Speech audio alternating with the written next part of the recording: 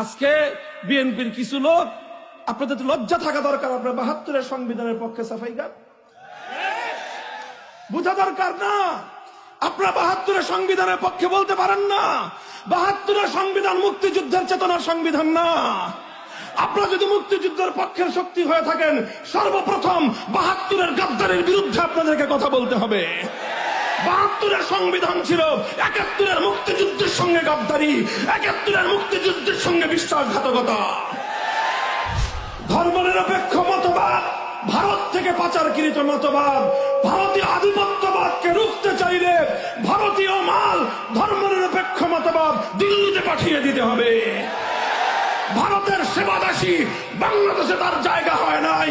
ভারতের মূলনীতি বাংলাদেশে তার জায়গা হতে পারে না। ২০২৪ সালের জুলাই আগস্ট বিপ্লবের পর আজ বাংলাদেশে দাঁড়িয়ে দায়িত্বহীন ভাষায় বলতে চাই, আজ বাংলাদেশের সংবিধান সংস্কারের নতুন আওয়াজ উঠেছে। এই সংবিধানে যদি ধর্মনিরপেক্ষ মতবাদ থাকে, গোটা বাংলাদেশে বিদ্রোহের আগুন ধরবে, বিদ্রোহের আগুন ধরবে। এখন নতুন গান শুনতেছি আবার, যে মুসলমানদের রাষ্ট্রে রাষ্ট্র ধর্ম ইসলাম হবে কেন, এটা নিয়েও নাকি নতুন করে অ্যালার্জির উৎপাত শুরু হয়েছে। তাহলে এই ধরনের আত্মঘাতী কোন চিন্তা যেন আপনারা না করেন, দোহাই লাগে। ইসলামের উপরে যদি আঘাত করেন, তাহলে কিন্তু আমরা জুলাই আগস্ট কোনো কিছু আমাদের মনে থাকবে না, কোনো কিছু মনে থাকবে না। ইসলামের প্রশ্নে, আল্লাহর কোরআনের প্রশ্নে ইসলাম রাষ্ট্র ধর্ম ছিল। সংবিধানে বিসমিল্লাহ সংযোজিত হবে, আল্লাহর উপর অবিচল আস্থা এবং বিশ্বাস সংযুক্ত হবে। ধর্মনিরপেক্ষ মতবাদ দিল্লিতে পাচার হবে। এটাই বাংলার মুসলমানদের চূড়ান্ত কথা, এটাই আমাদের চূড়ান্ত কথা। সংবিধানে কোরআন সুন্নাহ বিরোধী, ইসলামী শরিয়া বিরোধী কোন আইন, কোন নীতিমালা, কোন বিধিমালা যেন বাংলাদেশে কার্যকর না হতে পারে, এইরকম একটা ধারা সংবিধানে সংযুক্ত করেন। যেটুকু আছে ওগুলোতে যদি হাত দিতে আসেন, এরপরে যদি দেশে গৃহযুদ্ধ লাগে, আপনারাই দায়ী থাকবেন। মনে রাখেন, ইসলামের প্রশ্নে জীবনের মায়া আমাদের নাই। ইসলামের প্রশ্নে রক্ত দিতে আমাদের কোনো কার্পণ্য নাই। আল্লাহর কোরআনের জন্য যদি সাগর পরিমাণ রক্তের প্রয়োজন হয়, ২ লক্ষ মুজাহিদ যদি শহীদ ঈদগাহে কল্লা দিতে হয়, কারা কারা কল্লা দিব, কারা কারা জীবন দিব।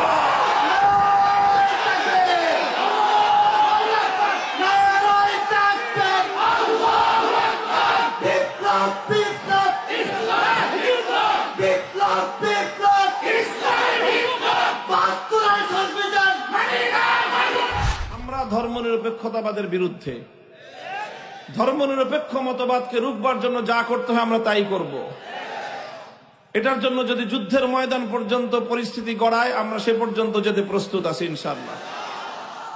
কারণ হলো, এই কারণটাই আমি একটু ব্যাখ্যা করব কোরআনে পাকের এই আয়াতের আলোকে। আল্লাহ বলছেন, আল্লাযীনা ইম্মাক্কান্নাহুম ফিল আরদি আকামুস সালাতা ওয়া আতাউয যাকাতা ওয়া আমারু বিল মা'রুফি ওয়া নাহাউ আনিল মুনকার ওয়ালিল্লাহি আকিবাতুল উমুর।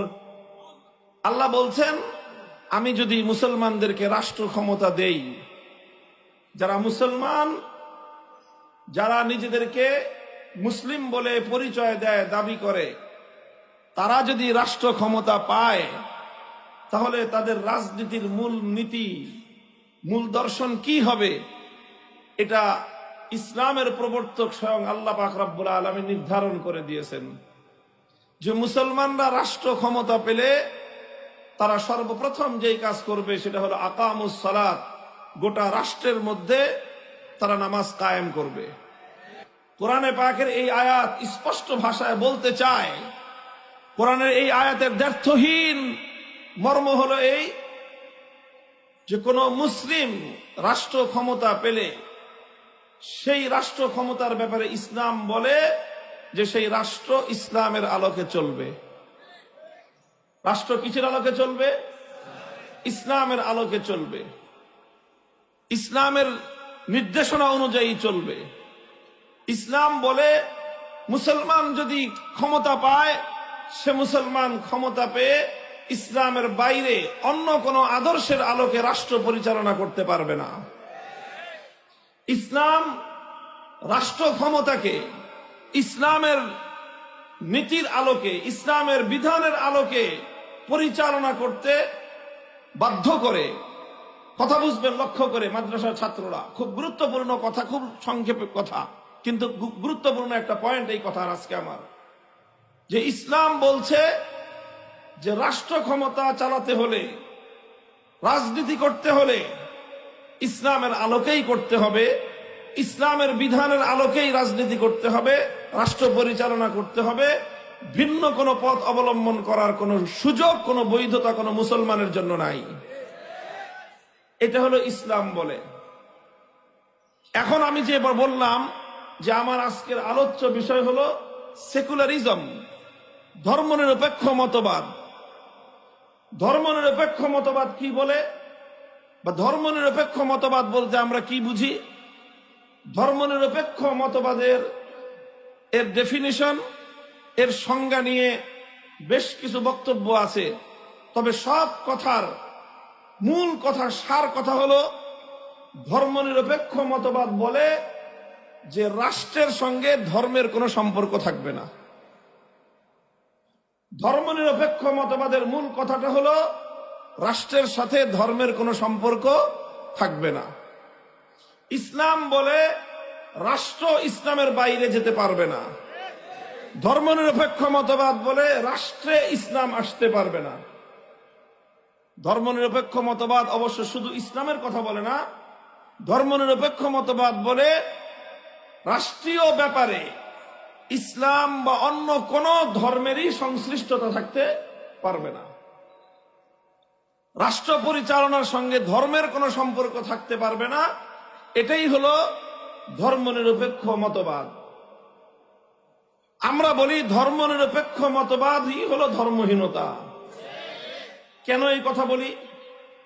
কেন এই কথা বলি? যেহেতু ধর্মনিরপেক্ষ মতবাদ রাষ্ট্র পরিচালনার নীতির প্রশ্নে ইসলামের সাথে সম্পূর্ণরূপে সাংঘর্ষিক অবস্থান রাখে। ইসলাম বলে রাষ্ট্র ধর্মের বাইরে যেতে পারবে না। ধর্মনিরপেক্ষ মতবাদ বলে রাষ্ট্র পরিচালনার সঙ্গে ধর্মের সম্পর্ক থাকতে পারবে না। এই কথার সূত্রে ফলাফল যেটা দাঁড়ায় সেটা হলো এই, যে দেখেন, ধর্মনিরপেক্ষ মতবাদ এমন একটা মতবাদ যে অন্যান্য ধর্মাবলম্বীরা ধর্মনিরপেক্ষ হতে পারে, সেকুলার হতে পারে, কিন্তু কোন মুসলমান সেকুলার হতে পারে না। এই জন্য ভারতে ধর্মনিরপেক্ষ মতবাদ চলতে পারে, কারণ সেটা সংখ্যাগরিষ্ঠ হিন্দুদের রাষ্ট্র। আমেরিকায় ধর্মনিরপেক্ষ মতবাদ চলতে পারে, কারণ সেটা সংখ্যাগরিষ্ঠ খ্রিস্টানদের রাষ্ট্র। চায়নায় ধর্মনিরপেক্ষ মতবাদ চলতে পারে, কারণ সেটা সংখ্যাগরিষ্ঠ বৌদ্ধদের রাষ্ট্র। ঠিক তেমনি ভাবে অন্যান্য রাষ্ট্রে, যে সমস্ত রাষ্ট্রে অমুসলিমরা সংখ্যাগরিষ্ঠ, তাদের নিয়ন্ত্রণে রাষ্ট্র, সেই সব জায়গায় ধর্মনিরপেক্ষ মতবাদ চলতে পারে, কিন্তু মুসলিম সংখ্যাগরিষ্ঠ কোন দেশে ধর্মনিরপেক্ষ মতবাদ চলতে পারে না। অনেকে বলতে পারেন যে দুই রকম মতামত কেন? ভারতের ক্ষেত্রে আপনারা বলেন ধর্মনিরপেক্ষ মতবাদ চলতে পারে, বাংলাদেশ ক্ষেত্রে আপনারা কেন বলবেন যে ধর্মনিরপেক্ষ মতবাদ চলতে পারবে না? দুই রকম কথাটা কেন? এই ছাত্ররা বুঝতেছে প্রশ্ন? আমরা বলি ভারতে ধর্মনিরপেক্ষ মতবাদ চলুক, কিন্তু বাংলাদেশে ধর্মনিরপেক্ষ মতবাদ চলতে পারবে না। এর কারণটা কি? কারণ হলো এই, ধর্মনিরপেক্ষ মতবাদের সঙ্গে হিন্দু ধর্মের কোন সংঘর্ষ নাই। ধর্মনিরপেক্ষ মতবাদের সঙ্গে বৌদ্ধ ধর্মের কোন সাংঘর্ষিকতা নাই। ধর্মনিরপেক্ষ মতবাদের সঙ্গে খ্রিস্ট ধর্মের কোন বৈপরীত্য, কোন সাংঘর্ষিকতা নাই। কিন্তু ধর্মনিরপেক্ষ মতবাদের সঙ্গে ইসলামের শতভাগ সংঘর্ষ রয়েছে। ইসলামের সাথে ধর্মনিরপেক্ষ মতবাদের সাংঘর্ষিকতা আছে। হিন্দু, বৌদ্ধ, খ্রিস্টান, অন্যান্য ধর্মের সঙ্গে ধর্মনিরপেক্ষ মতবাদের সাংঘর্ষিকতা নাই। কারণটা কি? আবার ওই কথা মনে করেন, স্মরণ করেন যে ধর্মনিরপেক্ষ মতবাদ কাকে বলা হয়। এটা মূল কথাটা মনে রাখতে হবে যে ধর্মনিরপেক্ষ মতবাদের অর্থ হলো রাষ্ট্রের সঙ্গে ধর্মের কোনো সম্পর্ক থাকতে পারবে না। হিন্দু ধর্ম এ কথা বলে না হিন্দুদেরকে, হিন্দু ধর্মাবলম্বীদেরকে এই কথা বলে না যে তোমার রাষ্ট্র হিন্দু ধর্ম অনুযায়ী চালাতেই হবে। এরকম বাধ্যবাধকতা হিন্দুদের প্রতি তার ধর্মের পক্ষ থেকে নেই। এইরকম বাধ্যবাধকতা বৌদ্ধদের প্রতি তাদের ধর্মের পক্ষ থেকে নেই। রাষ্ট্রকে ধর্মের আলোকেই চালাতে হবে এইরকম বাধ্যবাধকতা খ্রিস্টানদের প্রতি তাদের ধর্মের পক্ষ থেকে নেই। কিন্তু এইরকম বাধ্যবাধকতা পৃথিবীতে একমাত্র ধর্ম ইসলামের পক্ষ থেকে মুসলমানদের প্রতি রয়েছে। এই জন্য হিন্দু যদি ধর্মনিরপেক্ষ হয় সে ধর্মনিরপেক্ষ থাকতে পারে, হিন্দুও থাকতে পারে। খ্রিস্টান যদি ধর্মনিরপেক্ষ হয় সে ধর্মনিরপেক্ষ থাকতে পারে, খ্রিস্টানও থাকতে পারে। বৌদ্ধ যদি ধর্মনিরপেক্ষতা মতবাদের অনুসারী হয় ধর্মনিরপেক্ষ হতে পারে, বৌদ্ধও থাকতে পারে। কিন্তু মুসলমান যদি ধর্মনিরপেক্ষ হয় ধর্মনিরপেক্ষ থাকতে পারে, মুসলমান থাকতে পারে না। মূল কথাটা বুঝতে হবে। কারণ হিন্দু, বৌদ্ধ, খ্রিস্টান সেকুলার হয়েও হিন্দু থাকতে পারে, বৌদ্ধ থাকতে পারে, খ্রিস্টান থাকতে পারলে মুসলমান কেন সেকুলার হলে মুসলমান থাকতে পারে না? তার কারণ হলো এই, কারণ হিন্দু, বৌদ্ধ, খ্রিস্টান অন্যান্য ধর্মগুলো তার ধর্মাবলম্বীকে ধর্মের আলোকে রাষ্ট্র পরিচালনা করতে বাধ্য করে না। কিন্তু Islam is the complete code of life. ইসলাম মানব জাতির পূর্ণাঙ্গ জীবন ব্যবস্থা হওয়ার কারণে ইসলাম রাষ্ট্র ব্যবস্থাকে, রাজনীতিকে, রাষ্ট্রনীতিকে অত্যন্ত গুরুত্বপূর্ণ ইসলামের অঙ্গ বলে ঘোষণা দিয়েছে। সুতরাং রাজনীতিকে যদি ইসলাম থেকে মাইনাস করা হয় ইসলামকে অঙ্গহানি করা হবে। রাজনীতিকে যদি ইসলাম থেকে দূরে সরিয়ে দেওয়া হয় ইসলামকে অপূর্ণাঙ্গ করে দেওয়া হবে। রাজনীতিকে যদি ইসলাম থেকে সম্পর্কহীন সাব্যস্ত করা হয় তাহলে ইসলামকে হত্যা করার চেষ্টা করা হবে। যারা ইসলামের অঙ্গহানি ঘটাবার চেষ্টা করে তাদের বিরুদ্ধে যুদ্ধ করা মুসলমানদের জিম্মাদারি।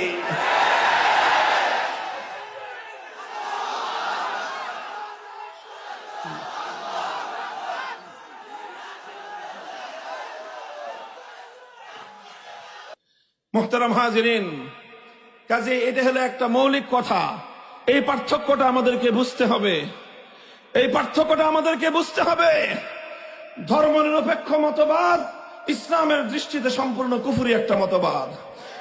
সেকুলার একটা ধর্ম ইসলামের দৃষ্টিতে, এই ধর্ম অনেক দিক থেকে, অনেক বিবেচনায় হিন্দু, বৌদ্ধ, খ্রিস্টান ধর্মের চেয়েও সেকুলার ধর্মটা আরো ভয়ঙ্কর ধর্ম। মুসলমানের জন্য হিন্দু, বৌদ্ধ, খ্রিস্টান ধর্মের চেয়েও সেকুলার ধর্ম আরো মারাত্মক, আরো ক্ষতিকর এবং আরো ভয়ঙ্কর। কারণ কি? কারণ হলো ধর্মনিরপেক্ষ মতবাদের মাধ্যমে মুসলমানদেরকে যেভাবে ধোঁকা দেয়া যায় হিন্দু, বৌদ্ধ, খ্রিস্টান অন্য কোন ধর্মের মাধ্যমে মুসলমানদেরকে সেই রকম ধোঁকা দেওয়া যায় না। আপনি দেখেছেন কোথাও কোন মানুষ এই কথা দাবি করে যে আমি হিন্দু আবার মুসলমান? নাই। কোন মানুষ এই কথা দাবি করে যে আমি বৌদ্ধ এবং মুসলমান? কারণ প্রত্যেকটা মানুষ জানে হিন্দু হলে মুসলমান হওয়া যায় না, বৌদ্ধ হলে মুসলমান হওয়া যায় না, খ্রিস্টান হলে মুসলমান হওয়া যায় না। অথচ আপনি অসংখ্য মানুষ পাবেন যে সে বলবে যে আমি সেকুলার, আমি আবার মুসলিম। গোটা আওয়ামী লীগটাই তো এই অবস্থা। আওয়ামী লীগের টপ টু বটম, হাজি, পাজি, গাজী যা আছে এই সব একদিকে সেকুলার আর একদিকে বলে মুসলিম। অথচ একজন হিন্দু যেরকম মুসলিম হতে পারে না, একজন বৌদ্ধ যেরকম মুসলিম হতে পারে না, একজন খ্রিস্টান যেরকম মুসলিম হতে পারে না। সেকুলারিজম যদি কেউ বুঝে থাকে সেও একথা মানতে বাধ্য হবে সেকুলার কোন ব্যক্তিও মুসলিম হতে পারে না। তাহলে বলবেন তাহলে আওয়ামী লীগের লোকজন যে সেকুলার আবার মুসলিম হয়েছে, আমি বলবো সেকুলার হয়ে যে তারা নিজেদেরকে মুসলিম বলে এর দুইটার যে কোনো একটা কারণ হতে পারে। হয় তারা আসলে ইসলামের সঙ্গে তামাশা করে, তারা আসলে অমুসলিম, বেঈমান, কিন্তু তারা মুসলমানের রূপ ধারণ করে ধোঁকাবাজি করে। আর না হয় এর চেয়ে হালকা কথা যেটা সেটা বলতে হবে এরা সব গণ্ড মূর্খের দল। এরা বুঝে না যে ধর্মনিরপেক্ষ হলে মুসলিম থাকা যায় না, এই কথাটা তারা বুঝে না। না বুঝে তারা একদিকে ধর্মনিরপেক্ষ আর একদিকে মুসলিম দাবি করে। কিন্তু আসল কথা হলো, হয় তুমি মুসলিম না হয় তুমি সেকুলার। তুমি একই সঙ্গে যেমনি ভাবে মুসলিম আর হিন্দু হতে পারো না, একই সঙ্গে তুমি যেরকম মুসলিম এবং বৌদ্ধ আর খ্রিস্টান হতে পারো না, ঠিক একই ভাবে তুমি মুসলিম এবং ধর্মনিরপেক্ষ সেকুলারও হতে পারো না। কেমনে হবা তুমি? তুমি একসঙ্গে দুইটা নির্দেশ পালন করতে পারবা না। কারণ সেকুলারিজম তোমাকে বলবে রাষ্ট্রের থেকে ধর্মকে বিচ্ছিন্ন করো, ইসলাম তোমাকে বলবে রাষ্ট্রকে ধর্মের আন্ডারে আনো। তুমি একসঙ্গে দুইটাকে মানতে পারবা না। আওয়ামী লীগের যারা করছে না অতীতে, শুধু আওয়ামী লীগের নাম এই জন্য বলতেছি কারণ ধর্মনিরপেক্ষ মতবাদের নাম ধরে বাংলাদেশে এই মতবাদ চালু করেছে আওয়ামী লীগ এই জন্য। আর বিএনপির লোকেরা এই কথা বলে না, কিন্তু তারাও এখন এই কথাই বিশ্বাস করে। তারাও কাজেই আপনারা যদি আপনাদের এই ধর্ম বিশ্বাস, বিএনপির লোকজনদেরকে বলতেছি, যদি আপনারা আপনাদের ধর্ম বিশ্বাস আওয়ামী লীগের আলোকে সাজিয়ে থাকেন, আপনারাও যদি মনে করে থাকেন যে হ্যাঁ, যে ইসলাম রাজনীতির সঙ্গে ইসলামের সম্পর্ক থাকা ঠিক না, এই কথা যদি আপনারা মনে করে থাকেন, তাহলে আওয়ামী লীগ আর বিএনপির মধ্যে কোনো পার্থক্য নাই। আওয়ামী লীগ তাদের অবস্থান পরিষ্কার করে দিয়েছে যে তারা ধর্মনিরপেক্ষ। বিএনপি আলাদেরকে বলবো, যদি আপনারা আপনাদের অবস্থান পরিষ্কার করার মতো সাহস রাখেন তো বলেন যে না, রাজনীতির সঙ্গে ইসলামের কোনো সম্পর্ক নাই, রাষ্ট্রের সঙ্গে ইসলামের সম্পর্ক থাকতে পারবে না। এই কথা যেদিন বলবেন সেদিনও আপনাদের ব্যাপারে আমাদের একই বক্তব্য হবে আওয়ামী লীগের ব্যাপারে আমাদের যে বক্তব্য। মুহতারাম হাজিরিন, কথাটা পরিষ্কার। একজন মুসলিম যেভাবে হিন্দু বৌদ্ধ খ্রিস্টান হতে পারে না, ঠিক তেমনি ভাবে একজন মুসলিম কোনোদিন জেনে বুঝে শুনে কোনোদিন সেকুলার ধর্মনিরপেক্ষ হতে পারে না। কারণ কি? কারণ ধর্মনিরপেক্ষ মতবাদ তাকে বলবে রাষ্ট্রের সঙ্গে ধর্মের সম্পর্ক চলে না। ইসলাম বলবে রাষ্ট্র কোনোদিন ইসলামের বাইরে যেতে পারে না। তখন আপনি কোশ্চিনকালেও ধর্মনিরপেক্ষ হয়ে ইসলামের আদর্শ মানতে পারবেন না। তখন আপনাকে যে কোনো একটা গ্রহণ করতে হবে, আর একটা ত্যাগ করতে হবে। আমরা পরিষ্কার বলে দেই, আমরা ইসলাম মানলাম, ধর্মনিরপেক্ষতাকে লাথি মারলাম। আপনারা আপনাদের অবস্থান পরিষ্কার করেন। আপনারা কি রাষ্ট্রের সঙ্গে ধর্মনিরপেক্ষ মতবাদের অনুসরণ করে ধর্মকে বিচ্ছিন্ন করবেন, না ইসলামের আদর্শ মেনে রাষ্ট্রকে আপনার ধর্মের আলোকে চালাবেন? আপনাদের অবস্থান পরিষ্কার করলে আপনারা হয় মুসলিম থাকবেন, না হয় সেকুলার হবেন। দুই নৌকায় একসঙ্গে পা দেয়া চলবে না। কথাটা পরিষ্কার বোঝা গেল? সুতরাং এই কথা পরিষ্কার। আগামী দিনে যারা আবার রাজনীতিতে আসবেন বাংলাদেশে, আওয়ামী লীগে যদি আসেন, জবাব পরিষ্কার করে আসবেন। হয় আপনি ধর্মনিরপেক্ষ সেকুলার, না হয় আপনি মুসলিম। যদি মুসলিম হয়ে থাকেন, ধর্মনিরপেক্ষতাকে বাংলাদেশে আমদানি করবার চেষ্টা করবেন না। আর যদি আপনি ধর্মনিরপেক্ষ হয়ে থাকেন, বলে দেন আপনি মুসলিম না, তখন আপনার সঙ্গে আমাদের যা করতে হয় তাই করবো আমরা ইনশাআল্লাহ। সুতরাং বাংলাদেশের 90% মুসলমান যেহেতু নিজেদেরকে মুসলিম বলে পরিচয় দেয়, কথা বলেন ঠিক না বেঠিক? 90% মুসলমান যেহেতু নিজেদেরকে মুসলিম বলে পরিচয় দেয়, আর এই 90% মুসলমানদের ইসলাম বলে, তোমাদের রাষ্ট্র, তোমাদের ধর্ম ইসলামের বাইরে যেতে পারে না। সুতরাং 97% মুসলমানদের আদর্শ মোতাবেক রাষ্ট্র চললে এ রাষ্ট্রের প্রত্যেকটি বিধান প্রণয়নের ক্ষেত্রে, প্রতিটি বিধান কার্যকর করার ক্ষেত্রে ইসলামের দিক নির্দেশনা অনুসরণ করাই বাধ্যতামূলক। আর একটা ঐতিহাসিক কথা বলবো, এরপরে আমি আমার সমাপনী মূল যেই মেসেজ জাতির উদ্দেশ্যে আমরা দিব সেটা হলো এই: ঐতিহাসিক ভাবেও বাংলাদেশ ধর্মনিরপেক্ষ হতে পারে না। কেন ঐতিহাসিক কারণে? এটা তো আমি বললাম ধর্মীয় কারণে। এতক্ষণ যেটা বললাম সেটা বললাম ধর্মীয় কারণে, ইসলামের দৃষ্টিভঙ্গির কারণেই মুসলমান কোনদিন ধর্মনিরপেক্ষ হতে পারে না। সেই সঙ্গে একই সঙ্গে স্পষ্টভাবে ঐতিহাসিক ভিত্তিকে থেকে, ঐতিহাসিক দৃষ্টিকোণ থেকেই স্পষ্ট বক্তব্য আমাদের, ঐতিহাসিক দৃষ্টিকোণ থেকেও বাংলাদেশ ইসলামের বাইরে যেতে পারে না। কেন যেতে পারে না? খুব বেশি দিনের ইতিহাস নয়, 1757 সাল থেকে 2024 সালের ইতিহাস পর্যালোচনা করেন। 1757 সাল থেকে 1947 সাল 190 বছর ব্রিটিশরা রাজত্ব করেছে, ব্রিটিশরা শাসন করেছে, গোলামীর জিঞ্জিরে আমাদেরকে আবদ্ধ করে রেখেছে। 190 বছর আমরা লড়াই করেছি, আজাদির লড়াই, লড়াই করেছি, স্বাধীনতার লড়াই, লড়াই করেছি, মুক্তিযুদ্ধের লড়াই, জীবন দিয়েছি। বালাকোটের রণাঙ্গনে শহীদ হয়েছেন সৈয়দ আহমদ রহমতুল্লাহ আলাইহি, যুদ্ধ করেছি শামিলের রণাঙ্গনে, রক্ত দিয়েছেন হাফেজ জামিন শহীদ রহমতুল্লাহ আলাইহি, লড়াই করেছি তাহরিকে রেশমি রুমালে, লড়াই করেছি তাহরিকে আজাদিতে, লড়াই করেছি তাহরিকে খেলাফতে। যুদ্ধের মধ্য দিয়ে রক্তের সাগর প্রবাহিত করে লক্ষ লক্ষ মানুষের রক্তের বন্যা দিয়ে আলেম ওলামাদের ফাঁসির কাস্টে ঝুলিয়ে, আলেমদের সন্তানরা ইতিম হয়ে, আলেমদের স্ত্রীরা বিধবা হয়ে, লাখো আলেমের রক্তের উপর দিয়ে 1947 সালে ব্রিটিশদেরকে বিতাড়িত করে উপমহাদেশ স্বাধীনতা লাভ করেছে। এরপরে 1947 সালে দেশটা যখন স্বাধীন হবে, দেশ যখন স্বাধীন হবে, স্বাধীন হওয়ার আগেই, ব্রিটিশরা এই দেশ ছেড়ে চলে যাওয়ার আগেই প্রশ্ন আসলো এই দেশটা কিভাবে স্বাধীন হবে। কারণ এই দেশে তখন প্রধানত দুই জাতির বসবাস ছিল, হিন্দু এবং মুসলিম। হিন্দু এবং মুসলিম এই দুই জাতির প্রধানত বসবাস ছিল। তখন হিন্দু এবং মুসলিমরা প্রশ্ন তুলল দেশ কিভাবে চলবে। হিন্দুরা বলল ধর্মনিরপেক্ষ মতবাদে চলবে।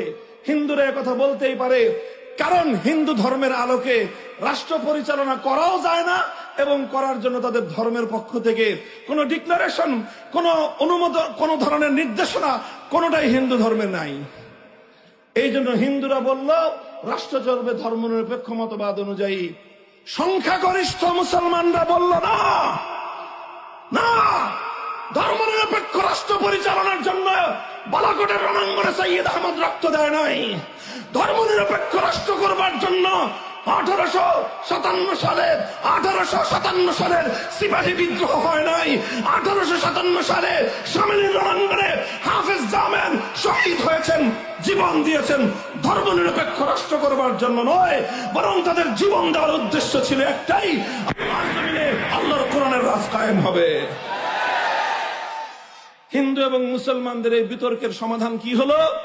সংখ্যাগরিষ্ঠ মুসলমানরা বললেন আমাদের এত বড় রাষ্ট্রের দরকার নাই, আমাদের এত উন্নতির প্রয়োজন নাই, আমাদের অর্থনৈতিক উন্নতি এতটার দরকার নাই, আমাদের জাগতিক উন্নতি এত দরকার নাই। সব কিছুর বিনিময়ে আমরা চাই একটা ভূখণ্ড, যেই ভূখণ্ডে চলবে আল্লাহর আইন, যেই ভূখণ্ডের সংবিধান হবে আল কোরআন। শেষ পর্যন্ত সংখ্যাগরিষ্ঠ মুসলমানদের সেই দাবি বিজয়ী হলো। বিজয়ী হয়ে মুসলমানদের জন্য সেপারেট ভাগ করা হলো জমিন, দেশ ভাগ হলো। এক ভাগ ধর্মনিরপেক্ষতাবাদীদের জন্য, আরেক ভাগ ইসলামপন্থী এবং ইসলাম ধর্মাবলম্বীদের জন্য। 1947 সালে জমিন ভাগাভাগি হলো। 1947 সালে দুই ভাইয়ের মধ্যে, হিন্দু মুসলিম দুই ভাই, জমিন ভাগাভাগি হয়েছে।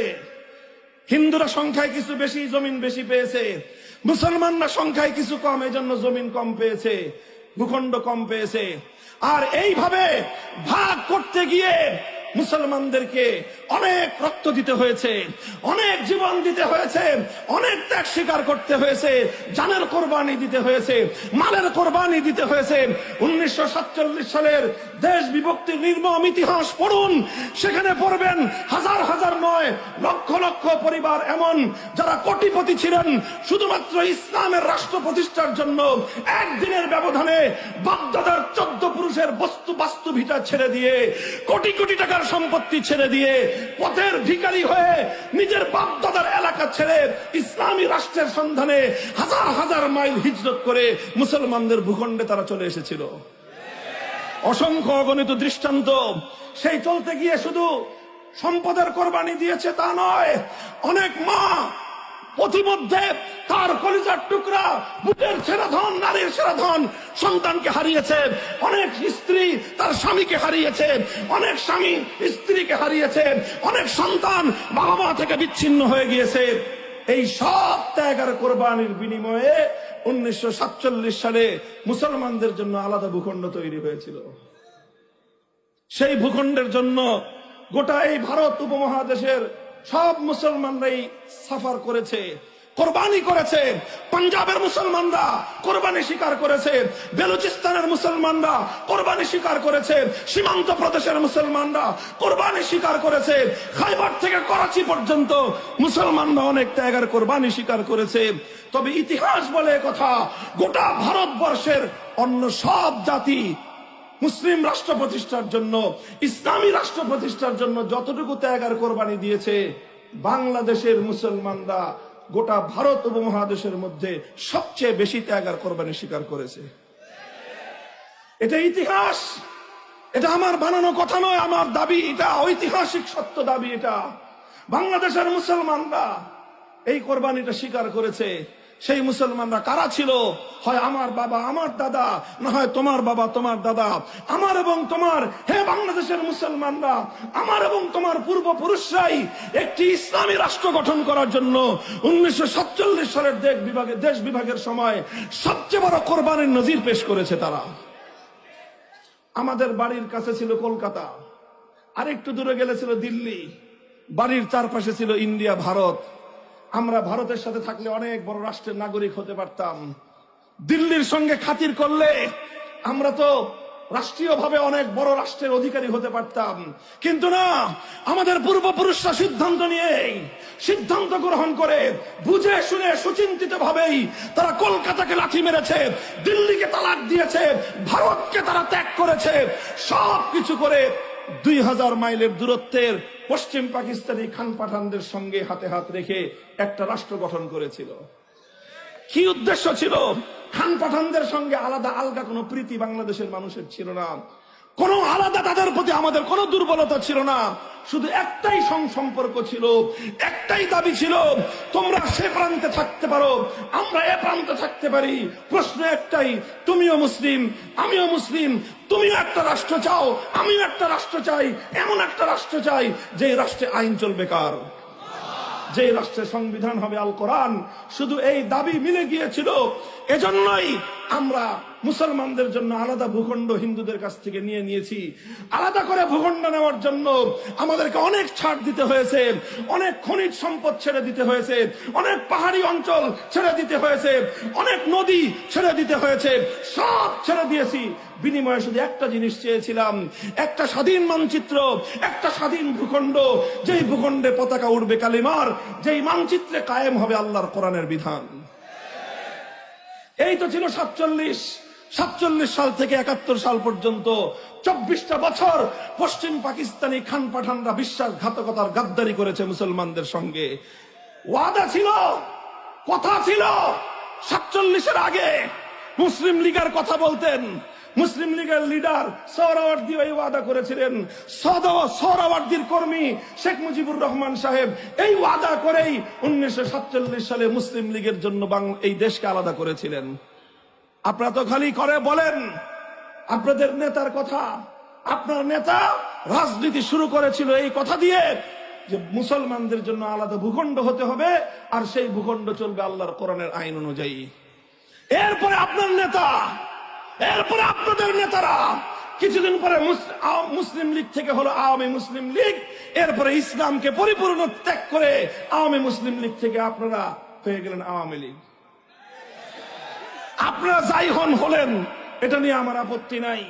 আপনারা যেটা হন, আপনাদের ইয়োর চয়েস, আপনাদের সিদ্ধান্তের বিষয়। কিন্তু প্রশ্ন হলো, হিন্দুদের সঙ্গে ভাগাভাগি করে মুসলমানরা যে ভূখণ্ড পেল, সেই ভূখণ্ডে ইসলামকে মাইনাস করবার অধিকার আপনাকে কে দিল? 1971-এর মুক্তিযুদ্ধের আগ পর্যন্ত আওয়ামী লীগের প্রধান নেতা, সেকেন্ড নেতা, তৃতীয় নেতা, উপনেতা, পাতি নেতা, সাথী নেতা, কোন নেতা 24 বছরের মধ্যে কোনদিন মুক্তিযুদ্ধ চলাকালীন সময়ের 9 মাসে কোনদিন জাতির কাছে কথা বলে নাই যে এই দেশটা স্বাধীন হলে ধর্মনিরপেক্ষ মতবাদ আসবে। কোনদিন এই কথা বলেন নাই। বরং কি বলেছিলেন? 70-এর জাতীয় নির্বাচনের সময় আপনাদের নেতা শেখ মুজিবুর রহমান সাহেব জাতির সঙ্গে ওয়াদা করেছিলেন, জিততে পারলে কোরআন সুন্নাহ বিরোধী কোনো আইন করবেন না। এগুলো ইতিহাস ভুলে যায় না, ইতিহাসে লেখা আছে। আপনারা ভুলে যেতে পারেন, আপনাদের অফিস আগুন দিয়ে পুড়ে যেতে পারে, ইতিহাস মুছে যায় নাই। মনে রাখবেন। এরপরে কি করলেন আপনার নেতা? 70 সালে এই ঘোষণা দিয়েছিলেন কোরআন সুন্নাহ বিরোধী কোনো আইন তৈরি করা হবে না। এরপরে মুক্তিযুদ্ধের পরে 16ই ডিসেম্বর বিজয় অর্জন হওয়ার পর পশ্চিম পাকিস্তান থেকে ছাড়া পেয়ে সোজা তিনি চলে গেলেন লন্ডন। লন্ডন থেকে সদ্য স্বাধীন বাংলার মাটিতে না এসে, বাংলাদেশে না এসে তার প্লেন ল্যান্ড করলো নয়াদিল্লিতে। নয়াদিল্লিতে তার মগজ ধোলাই হয়ে গেল। সেই মগজ ধোলাই হয়ে নয়াদিল্লির তৎকালীন প্রধানমন্ত্রী শ্রীমতী ইন্দিরা গান্ধী প্রেসক্রিপশন ধরা দিলেন, খবরদার বাংলাদেশ এভাবে চালাবি।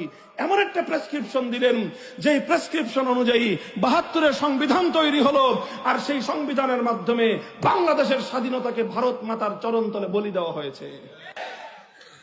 আজকে বিএনপির কিছু লোক, আপনাদের লজ্জা থাকা দরকার, আপনার 72-এর সংবিধানের পক্ষে সাফাই গান বুঝা দরকার না। আপনারা 72-এর সংবিধানের পক্ষে বলতে পারেন না। 72-এর সংবিধান মুক্তিযুদ্ধের চেতনার সংবিধান না। আপনারা যদি মুক্তিযুদ্ধের পক্ষের শক্তি হয়ে থাকেন, সর্বপ্রথম 72-এর গাদ্দারির বিরুদ্ধে আপনাদেরকে কথা বলতে হবে। 72-এর সংবিধান ছিল 71-এর মুক্তিযুদ্ধের সঙ্গে গাদ্দারি, 71-এর মুক্তিযুদ্ধের সঙ্গে বিশ্বাসঘাতকতা। এইভাবে 72 সালে যেই সংবিধান হলো, সেই সংবিধানের মৌলচার নীতি, জাতীয়তাবাদ, ধর্মনিরপেক্ষতাবাদ, গণতন্ত্র, সমাজতন্ত্র হুবহু ভারতের সংবিধানের মূলনীতিগুলো দিয়ে বাংলাদেশে ভারতের একটি অঙ্গরাজ্য, বাংলাদেশের সংবিধানকে ভারতের সংবিধানের পরিশিষ্ট বানায় দেওয়া দিয়ে বাংলাদেশকে ভারতের কররাজ্যে পরিণত করা হয়েছিল। মোহতারাম হাজিরিন, বলতেছিলাম ঐতিহাসিক ভাবেও বাংলাদেশ ধর্মনিরপেক্ষ রাষ্ট্র হতে পারে না। কারণ 47-এ যে ভাগ হয়েছে, যারা ধর্মনিরপেক্ষ তাদের ভাগে ভারত পড়েছে। গোটা ভারত উপমহাদেশের 4 ভাগের 3 ভাগ তো বেটা তোরা পাইলি, 4 ভাগের 1 ভাগ পেয়েছিলাম আমরা মুসলিমরা। এখন সেই মুসলিমদের জন্য যে ভূখণ্ড দেওয়া হলো, ভাগে আমরা অর্ধেক পাই, সেখানে আমরা পেলাম 4 ভাগের 1 ভাগ। সেই 4 ভাগের 1 ভাগে আমরা স্বাধীনভাবে আল্লাহর দিন কায়েম করব, আমরা স্বাধীনভাবে আল্লাহর দিন নিয়ে বেঁচে থাকবো। তোমাদের যদি আল্লাহর দিন নিয়ে আল্লাহর কোরআনী শাসনে থাকতে মনে না চায়, তোমাদের জন্য সীমান্ত খোলা আছে, নেত্রীর মতো ধর্মনিরপেক্ষ ভারতে চলে যাও।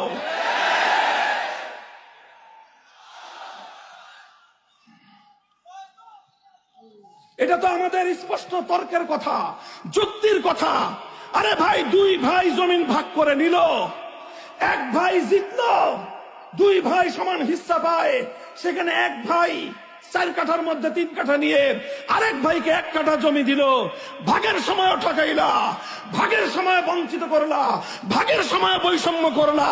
যে 1 কাঠা আমরা পেয়েছিলাম, এখন আবার সেই 1 কাঠা থেকেও তোমরা টানাটানি করো। এর চেয়ে বড় বিশ্বাসঘাতকতা, গাদ্দারি জাতির সাথে আর কিছুই হতে পারে না। বলবেন যে হুজুর 47 সালে স্বাধীন হয়েছে, 71 তো পরিবর্তন হয়ে গেছে। বলবো যে না, 47-এর স্বাধীনতা 71-এর মুক্তিযুদ্ধের চেতনার দ্বারা মেলান হয় নাই, বরং শক্তিশালী হয়েছে।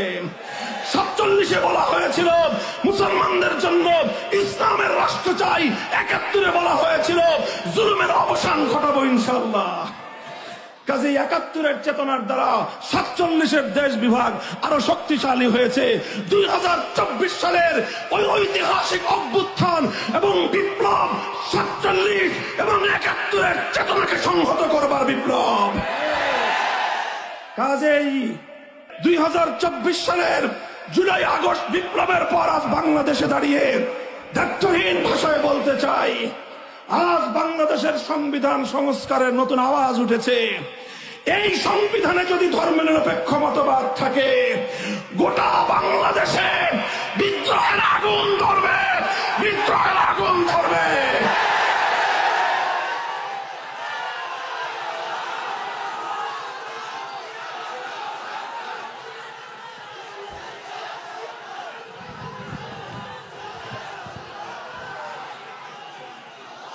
ধর্মনিরপেক্ষ মতবাদ ভারত থেকে পাচারকৃত মতবাদ। ভারতীয় আধিপত্যবাদকে রুখতে চাইলে ভারতীয় মাল, ধর্মনিরপেক্ষ মতবাদ দিল্লিতে পাঠিয়ে দিতে হবে। ভারতের সেবাদাসী বাংলাদেশে তার জায়গা হয় নাই, ভারতের মূলনীতি বাংলাদেশে তার জায়গা হতে পারে না। এখন নতুন গান শুনতেছি আবার, যে মুসলমানদের রাষ্ট্রে রাষ্ট্র ধর্ম ইসলাম হবে কেন, এটা নিয়েও নাকি নতুন করে অ্যালার্জির উৎপাত শুরু হয়েছে। যদি কারো অ্যালার্জির চুলকানি থাকে তাড়াতাড়ি সমাধান করেন, চিকিৎসা